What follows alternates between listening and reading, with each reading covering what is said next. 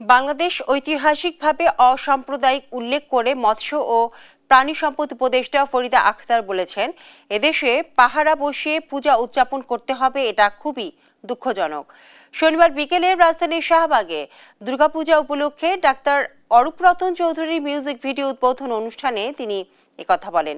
উপদেষ্টা আরও বলেন, দেশের সংখ্যালঘু কিংবা সংখ্যাগুরু বলে কিছুই নেই, এখানে সবাই বাংলাদেশি। কয়েক বছর ধরে দুর্গাপূজা উপলক্ষে নতুন মিউজিক ভিডিও তৈরি করছেন ডাক্তার অরূপ রতন চৌধুরী। পূজার আনন্দ মানুষের মাঝে ছড়িয়ে দিতেই এই কাজটি করছেন তিনি। পাহারা দিয়ে পূজা হবে এটা ভাবা যায় না। আমার পুলিশ লাগবে, লাগবে, র্যাব লাগবে, সবাইকে নির্দেশ দিতে হবে, তারপর পূজা হবে, এটা আমাদের জন্য কিন্তু দুর্ভাগ্যজনক।